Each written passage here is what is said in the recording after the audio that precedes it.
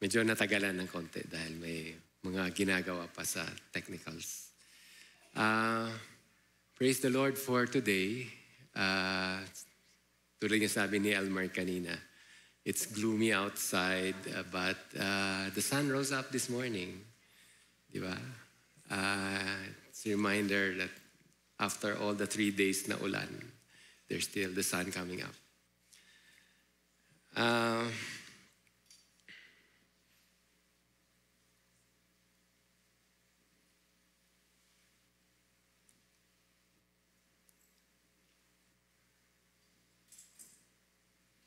Okay. So we are in the series of this year for being rooted in God's Word.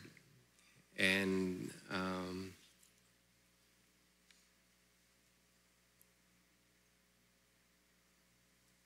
okay naman. Umilaw na kanina eh. Yan. Thank you, Erica.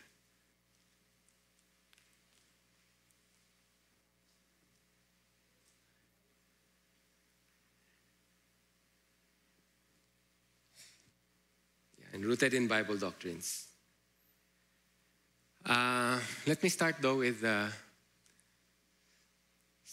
something different. No? Last week, Elder Lloyd, if you were listening, spoke about this verse. Naalala niyo? Can we read it? The secret things belong to the Lord our God, but the things revealed belong to us and our children forever.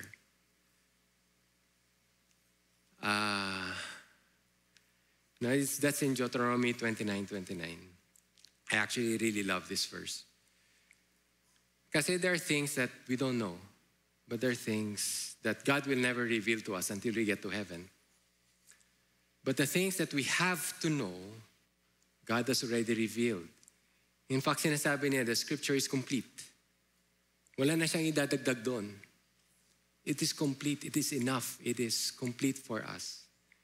And it's really up to us how we explore and understand and spend our time to understand God's Word. So, this is very important yung ating theme for this year. Wherever you are, bata, meron mang may edad na, no, you're so busy with your work, no,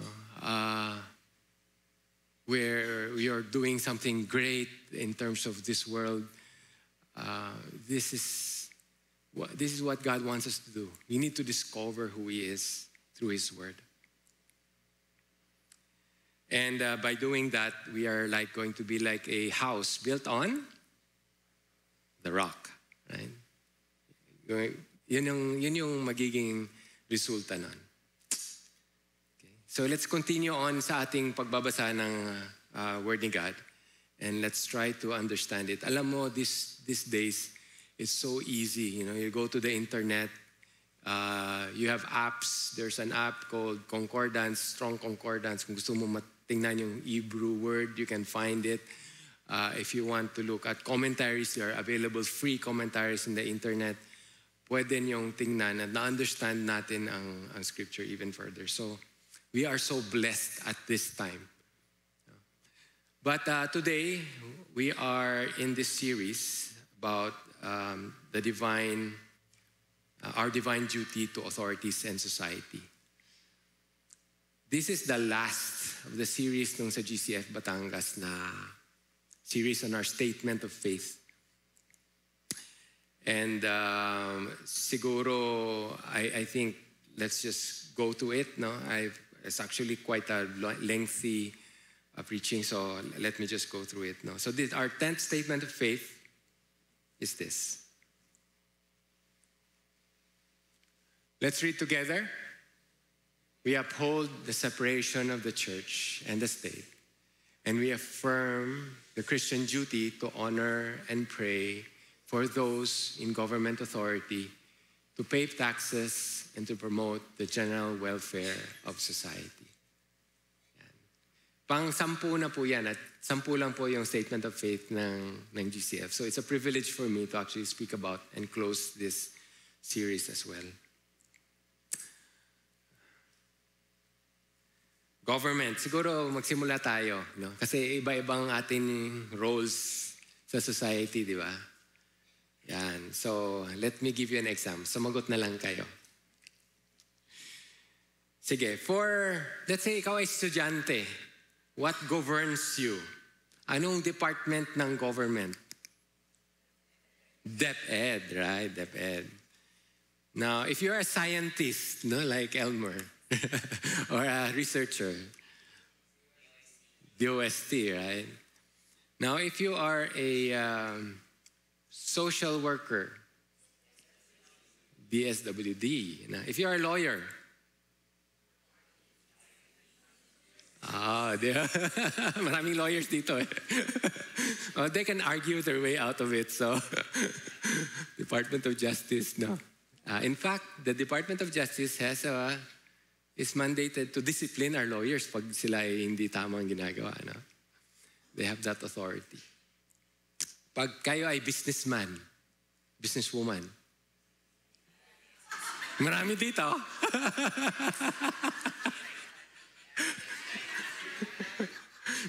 DTI, SEC, you know, BIR. BIR, yeah, so, yeah, all of that, no? If you're a single parent, DSWD. Kung senior citizen ka rin, you're enjoying your benefits as senior citizens. No, DSWD.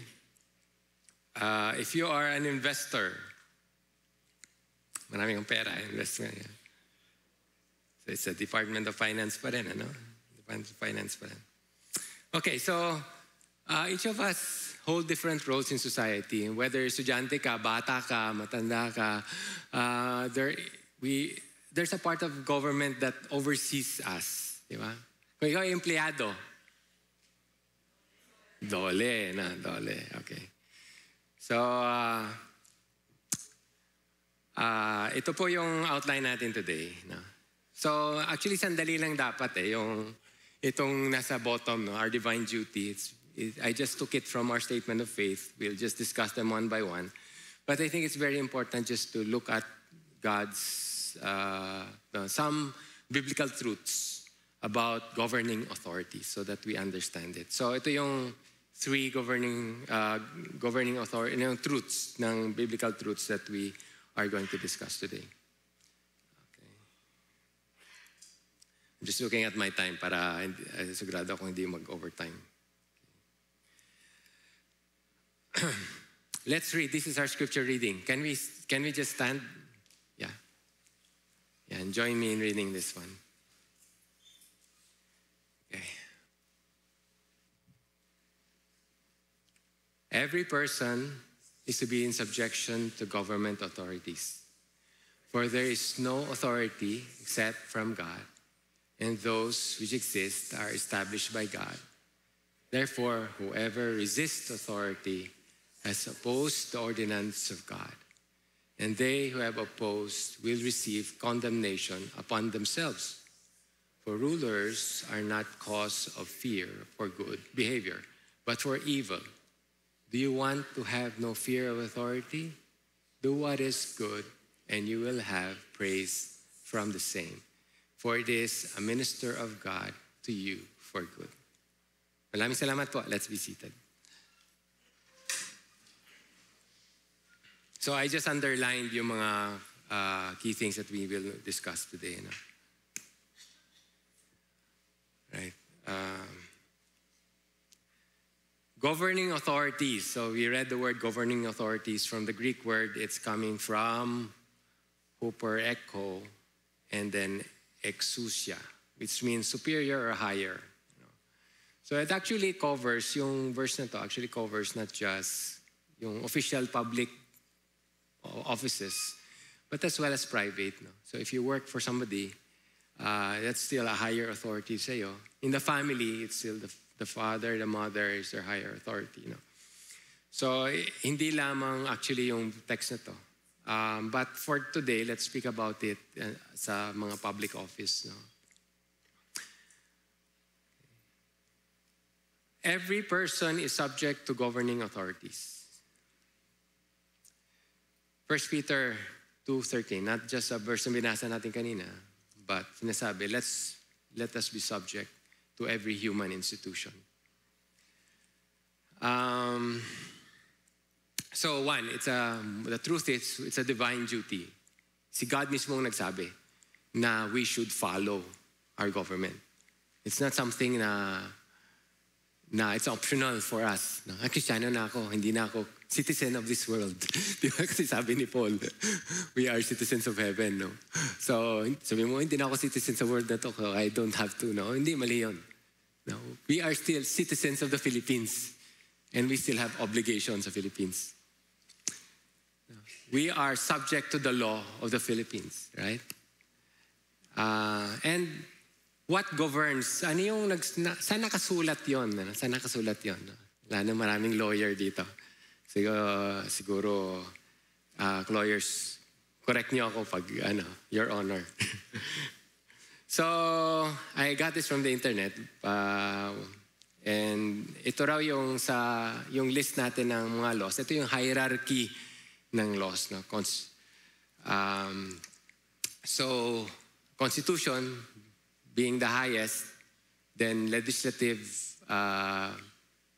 mga RAs, mga Republic Acts, presidential decrees, which come from the Congress and the Senate, and then judicial, etc., etc. So may hierarchy. Ibig sabihin, kung yung sa baba ay hindi tumutugma sa mas mataas, anong mangunguna? Yung itaas, di ba? I mean, we know that gano'n ang mangyayari kapag, let's say may ginawang law dito sa local sa Batangas, tapos it is in violation of the Constitution, hindi po pwede. No? Hindi pwede. So there's that hierarchy that has to be followed. And, so, itong hierarchy na to,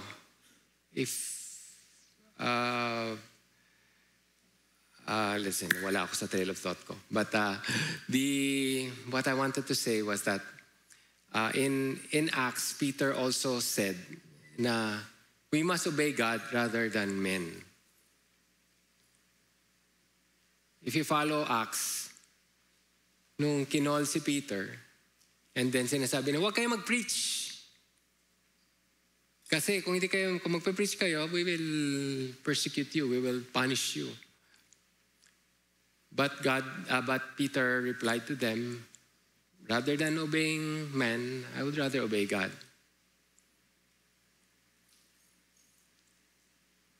Hindi naman ibig sabihin na he will not subject himself to the law or to the authorities then. Ibig lang sabihin nun, he is ready to face the consequences kung i-disobey niya yung law. Right? So he was not saying that he was not subject to the law. He was just saying that I would rather obey God than man. And it is the same for us. And this is the reason why. Even if the world does not recognize God, we as Christians have to recognize God. There's something higher than our Constitution. And that is God. Because all authority emanates from God. So, tingnan lang natin yung biblical basis. So, ito, sa Genesis 1:26, wherein God actually delegated yung authority niya to man. And God said, let us make man in our image, according to our likeness, and let them rule over everything.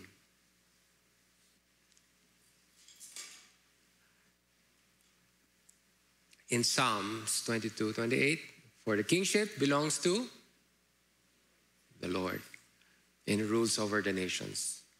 So pati yung kings, hawak ng Panginoon. He brings them up, He brings them down. Siya yung may akda nun. What I remind sa pagbabasa natin ng Bible, there was in the Old Testament, he talked about King Nebuchadnezzar, who was, King Nebuchadnezzar was a king of an empire, no? na hindi naman Christian, hindi naman Israel, but he was the king of a big, big empire. And God referred to him as his servant.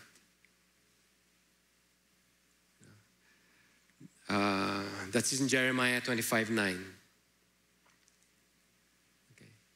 So, kita mo na ang hawak ng Panginoon ang mga kings, presidents, and they will be accountable to Him.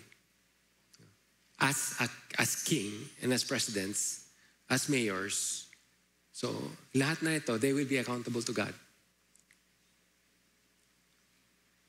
Okay. And this verse also says the same. When Jesus was with Pilate, sinasabi ni Pilate, hindi mo ba alam that I have the authority to punish you or to free you? Ito yung sagot ni Jesus sa kanya. You would have no authority over me unless it had been given you from above. Very clear, right?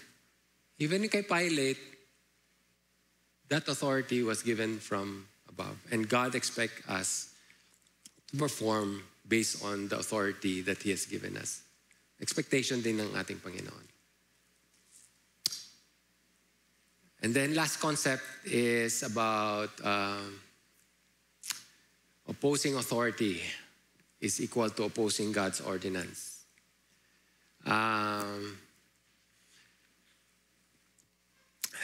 Siguro, sige, let me start with whoever opposes the government is called a rebel. Yeah, rebel. A rebel. So if we oppose God, we are also a rebel against God.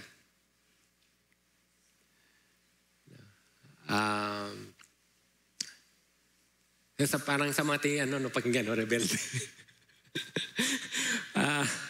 Kaya lang ang pagiging rebelde, actually ilang beses din ginamit sa scripture. Israel was referred to God as in a rebellion. They rebelled against God because they were not following God. Si Saul, the first king, was called a rebel. 1 Samuel 15:23. This was addressed to King Saul kasi hindi niya sinusunod ang utos ni God. May sarili siyang pamamaraan. One of these things was, di ba in the Old Testament,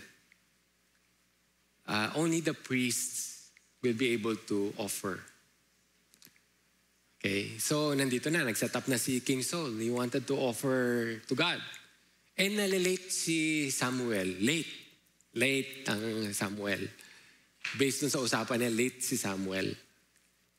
So, nainip na siya. Kasi nandyan na yung enemy No, he wanted to offer para ma-rescue sila sa enemy. Nalilate na siya, so napapressure na siya. Nandun yung mga tao, nag-aantay. Ang ginawa niya, siya mismo nag-offer. Okay? And because of that, God was displeased. God was displeased. So, ganun yung ating Panginoon. No? He wants us to give ourselves wholeheartedly. Yung awitin natin kanina, it's our heart that He wants. So, let's not be labeled as a rebel. Isa pa, Hosea. Ito naalala ko dahil si Elmer spoke about this ng ating prayer and fasting. No? And Hosea is such a beautiful book.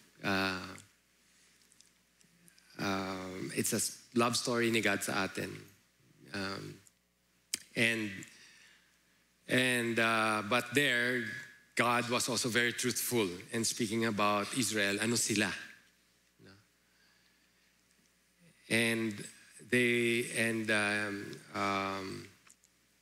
Here, Hosea said, "My people are destroyed for lack of knowledge. Because you have rejected knowledge, I will also reject you from being my priest." since you have forgotten the law of your God, I will also forget your children. God forgetting our children. Wow, such a... Ang sama, di ba? Parang, if God forgets my children, parang it's not a good thing. But, sabi diyan, my people are destroyed for lack of knowledge.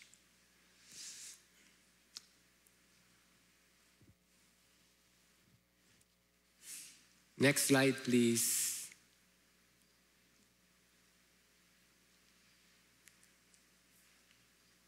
Ayaw na mag-move. Yan. So Israel's rebellion and hypocrisy. Actually, I'd like to add the hypocrisy and I'll explain later. So it's possible to know God but not really know Him, if you know what I mean. Yung word na ginamit sa Hosea about know God is the Hebrew word called yada. Yada. And yung word na yon does not only refer to a mental knowledge, but to a personal knowledge. Yung kilala mo talaga siya. So this is, God demands that we go beyond knowing Him intellectually, but He wants us to really know Him, to yada Him, to know Him personally, to know Him intimately. And ito yung hinahanap ni God doon sa kanya. Kaya sabi niya na, my people are destroyed for lack of knowledge. No, Israel knows God. Diba? They memorize scripture. Dati wala silang Bible na hawak-hawak. They had to memorize it. So they know. Mentally, they know who God is. And every day, their parents would tell them, memorize this, memorize this, memorize this. But there, it's only in the head. Nothing in the heart. So alam nila ni God. Si God. So they all do these rituals. That's why I mentioned hypocrisy. So you have rebellion. They don't really believe God. But this is coated with sugar. Coated with hypocrisy. Parang Mentos, di ba? Yung may coating sa labas.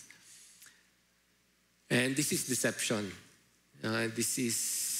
Actually, they're not deceiving anyone else but themselves. So this is a quote from Mark 7:6-9. Ito yung sinasabi ni Jesus sa mga Pharisees. And Jesus was saying to them, this prophecy is for you. This is from Isaiah. These people honors me with their lips, but their heart is far away from me. And in vain do they worship me, teaching as doctrines the commandments of men.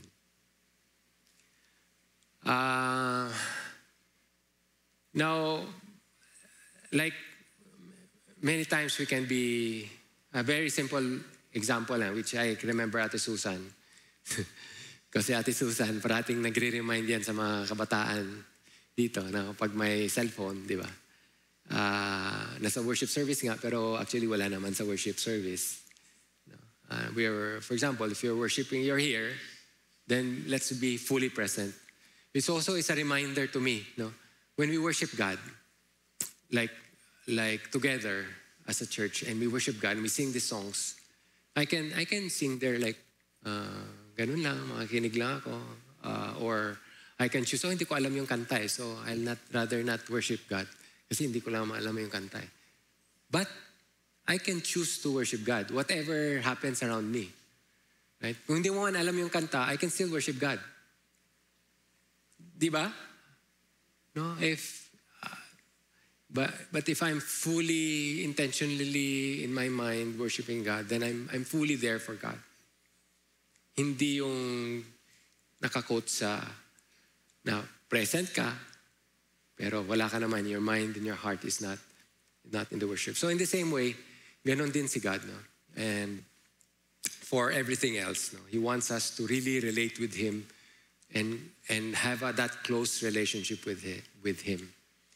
Now, it's not instant, Let's say if you're, for me, as a young Christian, I also grew. And di ganun ka instant. So somebody reminded me na, hindi, kapag nasa worship ka, you need to worship fully. Wherever everyone is right now, it's just a reminder for us to not to be there for God wholeheartedly.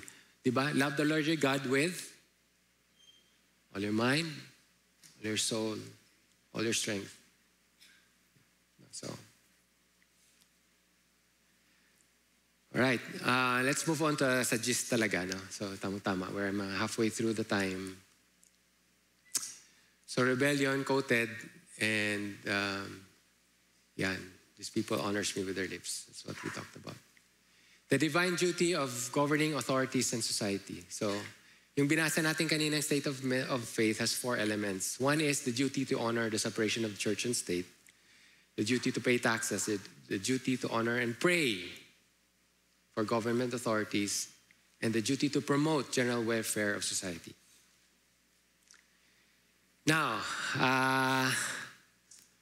ito yung sa preamble ng ating constitution. Basahin natin. Kasi natuwa ako actually nung nakita ko to. So sabi ko, I think it's good that Filipinos we read this. Let's read.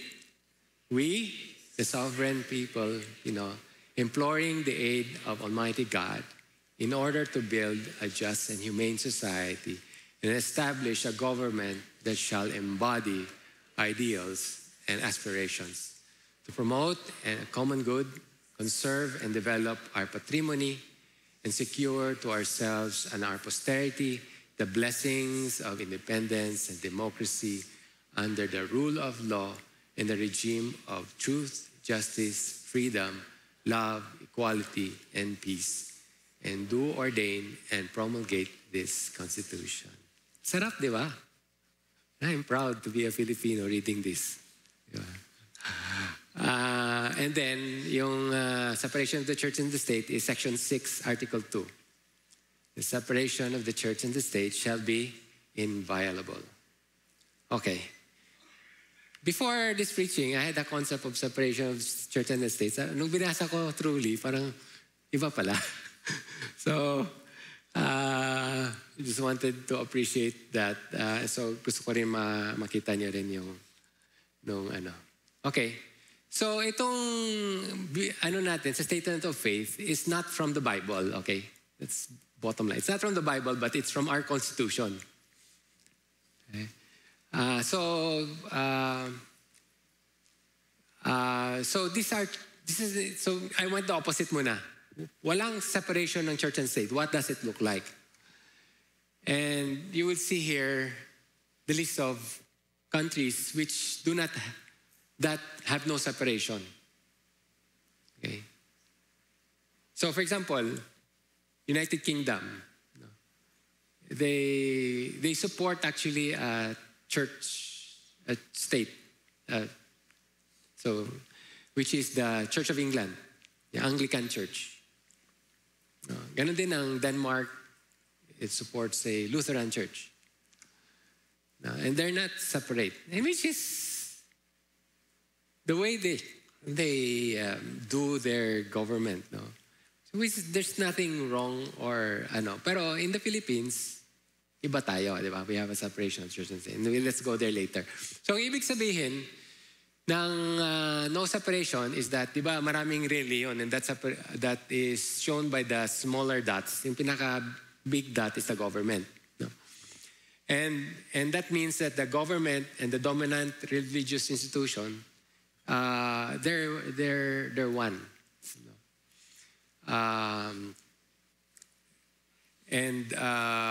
For example, there's a religion 2, which is the lesser dominant.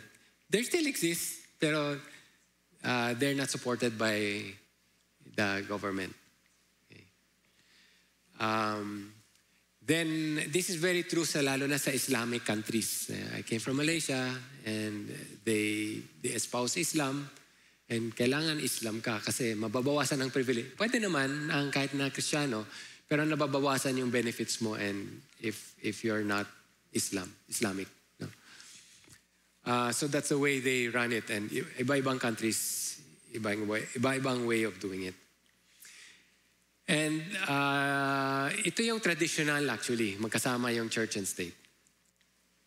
But in later years, there was ideas to separate them. And the first came from the French and from the United States. So let's go naman sa may separation. So the dominant religion is separate from the government. So is the other religion.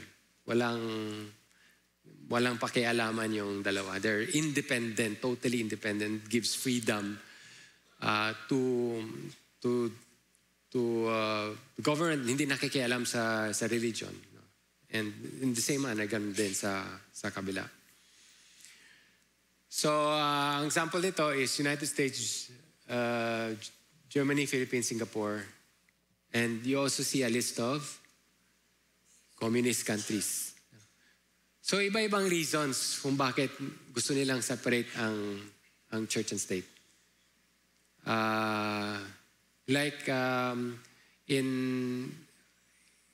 For us, we want religious freedom. And ganun din sa US. They want religious freedom as well as independence from the religion. So that means, like, for example, in the US, a lot of the schools were also started by the religion. So it gave them freedom actually to do more things about education. Yung mga religions ng time na yan. But sa Soviet Union tsaka China, iba yung pakay nila.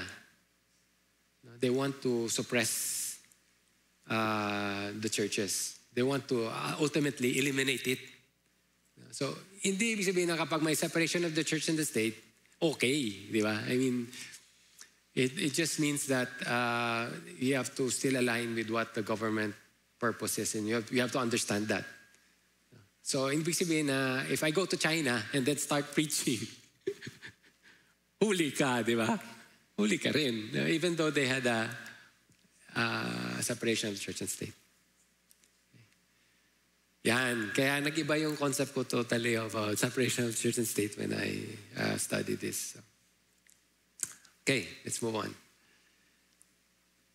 So, duty natin in the Philippines is to honor that separation of the church and state. And let's keep that because that's part of our constitution. The duty to pay taxes. No? So ito yung tuloy ng verse nung binasa natin kanina. It says there, but if you do what is evil, be afraid, for it does not bear the sword for nothing, for it is a minister of God, an avenger who brings wrath on the one who practices evil. So, role ng government yon to do that. Kaya may city jail tayo, meron tayong courts, merong to be able to control evil in society. Therefore, it is necessary to be in subjection. But also, this is the reason why we pay taxes. Actually, like today, may bagyo and then maraming nasalanta sa north. The reason, it's the government supports the activities para matulungan yung mga tao doon. And that's the reason also we pay taxes. For the welfare of the society. So I won't actually belabor this thought kasi lahat naman tayo nagbabayad ng tax. So I don't think I really have to deal with this, but it's just important for me that we understand na the reason why we pay taxes is that it goes back to the society for the welfare of the society. Okay. Siguro one last thing I wanted to say is that Jesus paid taxes. Both a temple tax, which is a religious tax, and then a tax sa Roman Empire. No? He paid these taxes. Okay, let me focus on this last concept. No? And this is where we will. So our duty to honor and pray for governing authorities. So 1 Timothy 2. First of all, then, I urge that entreaties and prayers and petitions and thanksgiving be made on behalf of all men, for kings and all who are in authority, so that we may lead a tranquil and quiet life in all godliness and dignity. Okay. So, kaninong duty to pray? No, it's our duty to pray. And our duty to honor. It's all of us. No? It's not, walang exception.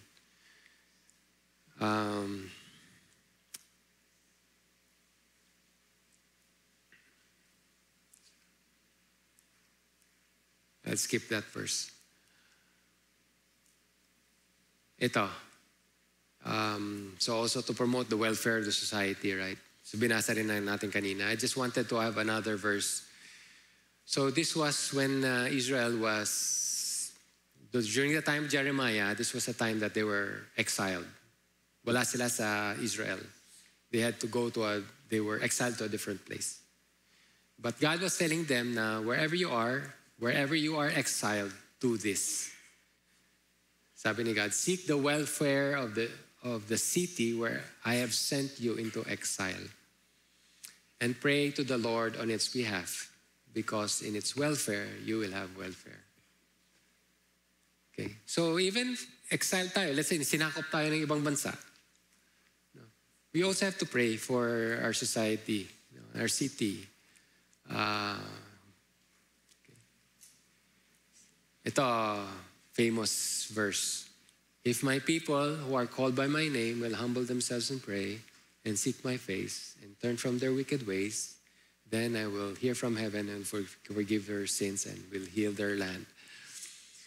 Okay. And God is always pointing out about the point about sin and turning back to Him. And the reason is this.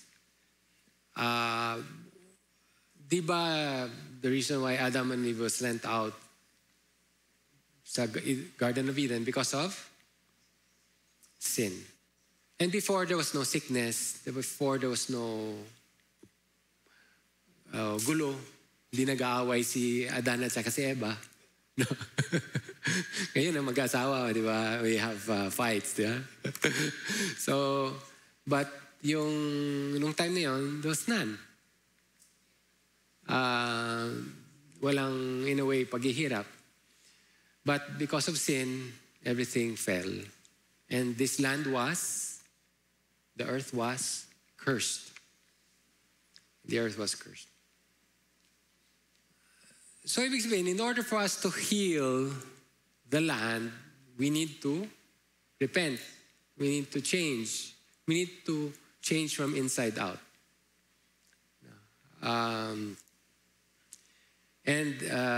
So it's important that we know that concept na sin, yung nadadana sa mundong ito, yung mga bagyo and all of that, that's all because of sin.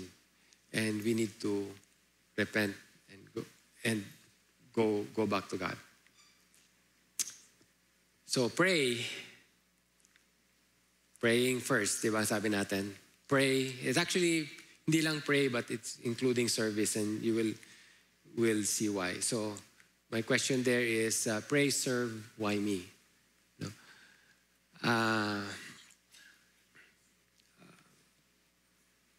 So God says this about Israel, but also about us. No, in 1 Peter, it says, for you are a chosen people, a royal priesthood. So in the Old Testament, ano yung trabaho ng priest?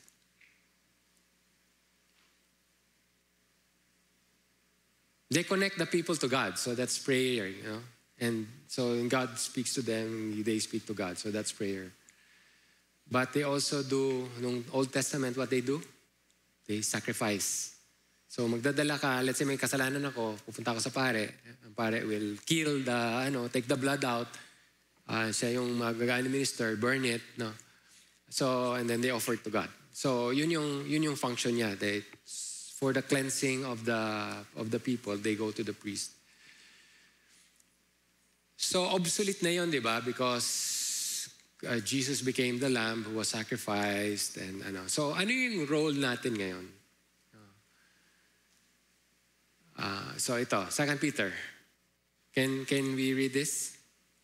You also, as living stones, are being built as a spiritual house for a holy priesthood, to offer up spiritual sacrifices acceptable to God through Jesus Christ.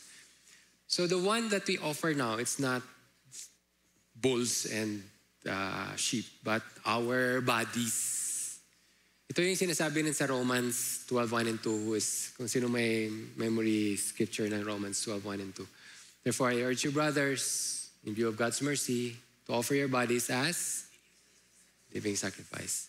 So, ganun na ngayon, no? As priests, we don't offer bulls, but we offer our bodies as living sacrifice. And how do we do that? By prayer and by service. Kaya sinasabing, pray, serve. So, that's for all of us. Walang exemption dun. That's the general statement, right? I mean, I can serve as a preacher, I can serve as a pastor, as a teacher. We can serve in different ways, but we serve and we pray, all of us. Yun ang concept. In the future, we talked about eschatology last week, di ba? And that was the future things that will happen. Revelations 26, let's read. Blessed and holy is the one who has a part in the first resurrection. Ito yung mabuhay yung ating physical body again, right? Over these, the second death has no power. But they will be priests of God and of Christ and will reign with Him for 1,000 years. So trabaho natin ito.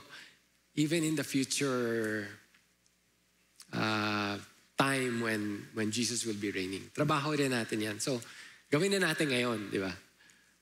In preparation for that time. Ito, I think it's, this is one of my memory verses also na I really try to take seriously because it's not so easy. Sabi ng Hebrew writer, author, we don't know who he is. To the church of the firstborn, see to it that you do not refuse him who speaks. If they did not escape who refused him who warned them on earth, how much less will we if we turn away from him who warns us from heaven? Now, the writer of Hebrews in Hebrews 12 was comparing us, during the time, the church and Israel when they were in Mount Sinai.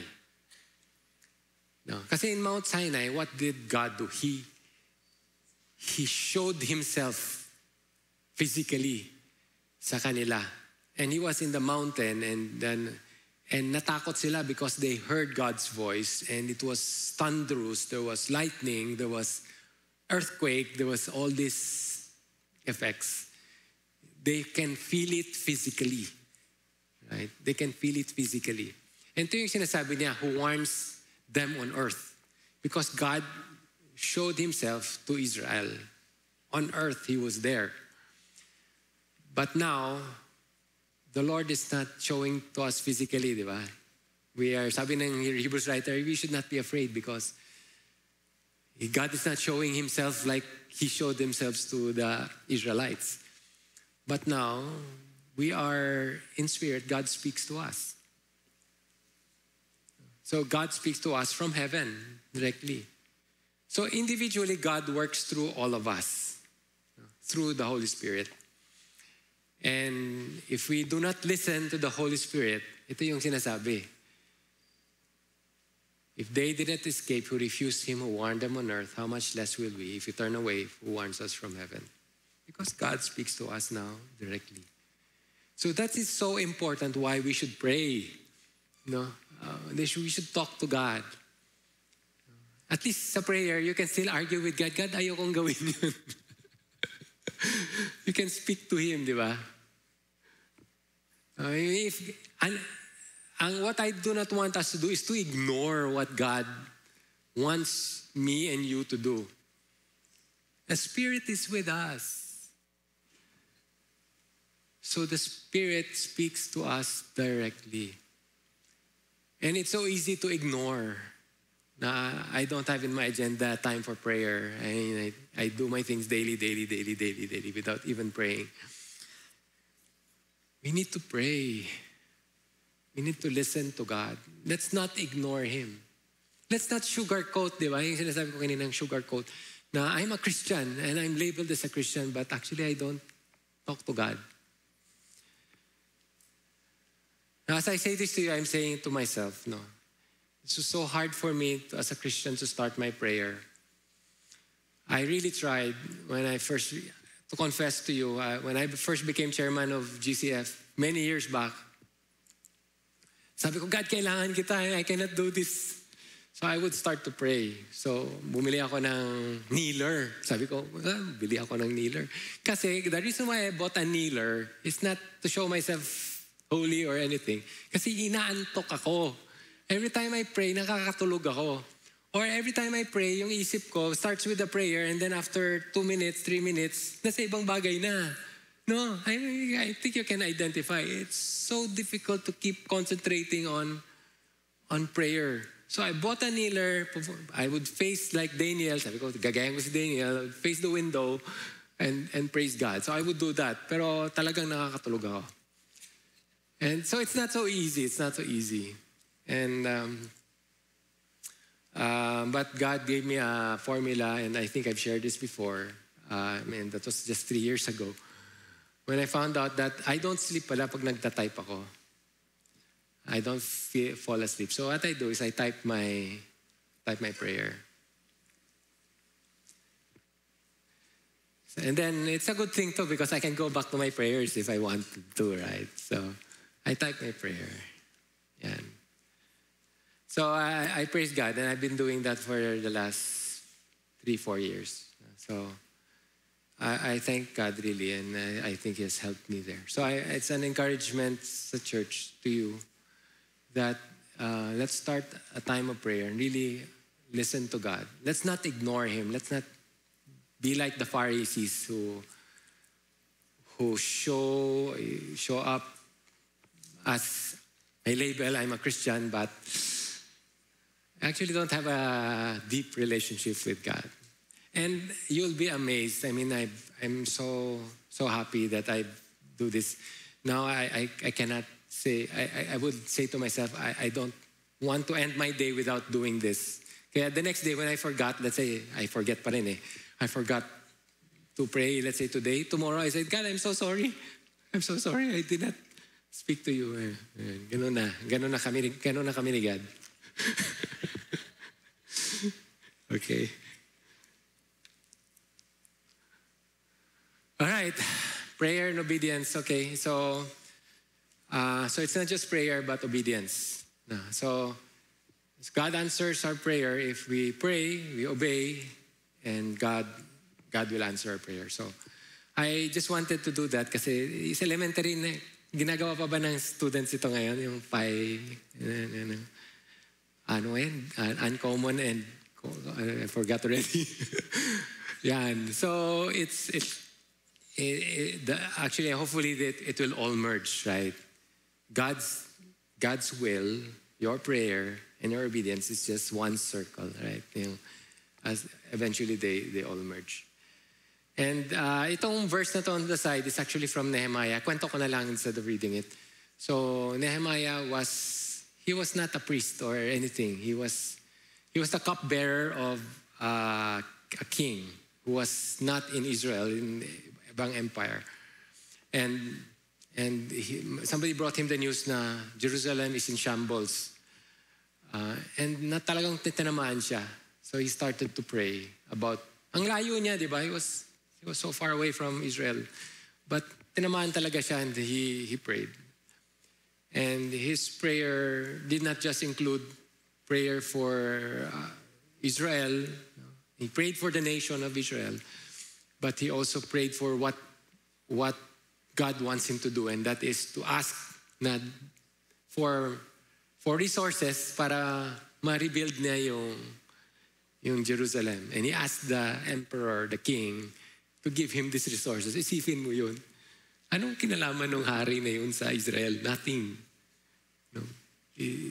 So, but God put that in his heart and he prayed about it. And God answered his prayer.